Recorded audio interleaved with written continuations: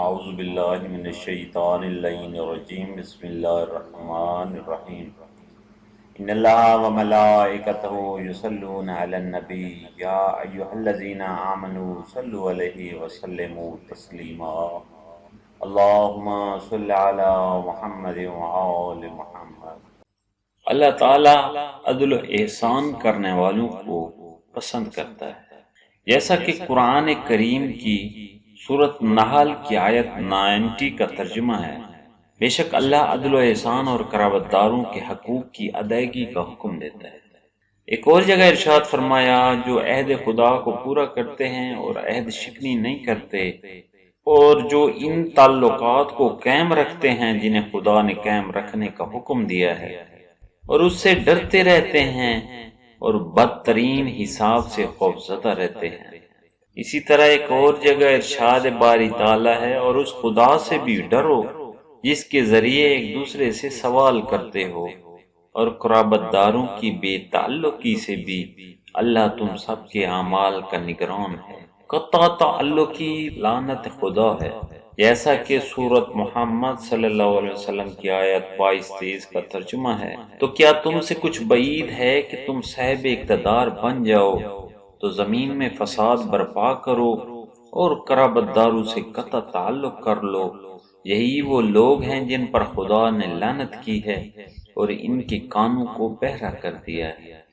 امام محمد باقر علیہ السلام نے فرمایا، صلہ رحم اعمال کو پاک کرتا ہے اور مال کو زیادہ کرتا ہے اور بلاؤں کو دور کرتا ہے اور حساب میں آسانی کرتا ہے اور موت میں تاخیر کرتا ہے۔ رسول خدا صلی اللہ علیہ وسلم نے فرمایا، صلہ رحم عمر کی زیادتی کا باعث ہے اور فقر کو دور کرتا ہے۔ قرآن و احادیث میں صلہ رحم کرنے کا حکم دیا گیا ہے، اور جو رشتہ دار محرم ہیں جیسے والدین، بہن بھائی وغیرہ، ان سے صلہ رحم کرنا بہت ضروری ہے، اگرچہ یہ لوگ ہم سے نہ ملتے ہوں اور نہ ہی ملنا چاہتے ہوں تب بھی ہمارا فرض ہے کہ ہم ان کے ساتھ صلہ رحم کریں، چاہے صلہ رحم سلام کے ذریعہ ہی سے کریں۔ ہم یہ کہہ کر کہ وہ تو ہم سے ملنا پسند نہیں کرتے تو ہم کیوں ملیں، ان کا فعل ان کے ساتھ ہے، مگر آپ اپنے دامن کو صاف رکھیں اور آپ اپنے دل میں نرمی رکھیں۔ ہر ایک نے اپنی قبر و حساب کتاب کے دن جواب دہ ہونا ہے۔ صلہ رحم عمر میں زیادتی کا باعث ہے اور اخلاق کو اچھا کرتا ہے، ہاتھ کو صاحب کرم بناتا ہے، نفس کو پاک کرتا ہے۔ صلہ رحم کرنے والے سے لوگ محبت کرتے ہیں، اور بے تعلقی قطع رحم کرنے والا رحمت الہی سے دور ہے اور یہ خدا کی لعنت کا حقدار ہے۔ خدا ان لوگوں کو دوست رکھتا ہے جو صلہ رحم کرتے ہیں، اور ان کو معظم محترم قرار دیتا ہے جو صلہ رحم کرتے ہیں۔ اب فیصلہ انسان کے اپنے ہاتھ میں ہے کہ وہ خدا کی رحمت سے قریب ہونا چاہتا ہے یا دور ہونا چاہتا ہے۔ اگر قریب ہونے کی خواہش ہے تو جیسا خداوند کریم نے حکم دیا ہے اس کے مطابق عمل کرے اور صلہ رحم کرے، اور اگر اللہ کی قربت سے دور ہونا چاہتا ہے، کیونکہ صلہ رحم رحمت الہی کے قرب کا باعث ہے۔ حضور پاک صلی اللہ علیہ وآلہ وسلم کی خدمت میں ایک شخص آیا اور عرض کی، میرے رشتہ دار ہیں اور میں ان سے صلہ رحم کرنا چاہتا ہوں، لیکن وہ مجھے اذیت دیتے ہیں۔ میں نے ارادہ کیا ہے کہ میں بھی ان سے بے تعلقی اختیار کر لوں، کیا میرا یہ ارادہ کرنا صحیح ہے؟ تو پیغمبر اکرم صلی اللہ علیہ وآلہ وسلم نے فرمایا، اس صورت میں خداوند متعال تم سب کو چھوڑ دے گا۔ اس شخص نے پوچھا، تو میرا کیا فرض بنتا ہے یا رسول اللہ، میں کیا کروں؟ تو پیغمبر اکرم صلی اللہ علیہ وسلم نے فرمایا، جس نے قطع رحم کیا اس سے صلہ رحم کرو، اور جس نے تجھے حق سے محروم کیا اس پر بخشش کرو، اور جس نے تجھ پر ظلم کیا ہے اس کو معاف کرو، اور اگر تو نے ایسا کیا تو خدا کی طرف سے تیرے لیے ان پر غلبہ حاصل ہوگا۔ اسی طرح ایک اور دوسرا مشہور واقعہ ملتا ہے، بنی اسرائیل میں دو جوان بھائی زندگی گزار رہے تھے، وہ دونوں ایک دوسرے سے بہت محبت کرتے اور ایک دوسرے سے بہت مہربان تھے۔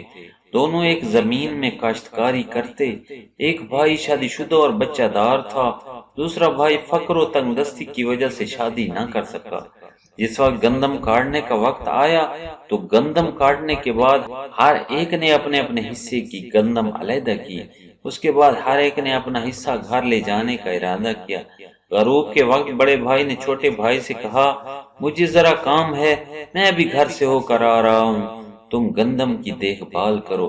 جس وقت بڑا بھائی گھر گیا تو چھوٹے بھائی نے اپنے آپ سے کہا، میں اکیلا ہوں، بیوی بچے تو ہیں نہیں اور میرا خرچہ بھی کم ہے، لیکن میرا بھائی شادی شدہ ہے، اس کے بیوی بچے بھی ہیں، اس گندم کے علاوہ اس کے پاس کچھ اور ہے بھی نہیں۔ بہتر ہے کہ جب تک وہ نہیں آتا میں اپنے حصے کی کچھ گندم اس کی گندم میں ڈال دیتا ہوں تاکہ بیوی بچوں کے لیے گزر بسر کر سکے۔ اس کے بعد اس چھوٹے بھائی نے اپنے حصے کی گندم بڑے بھائی کے حصے میں ڈال دی۔ جس وقت بڑا بھائی واپس آیا تو رات ہو چکی تھی۔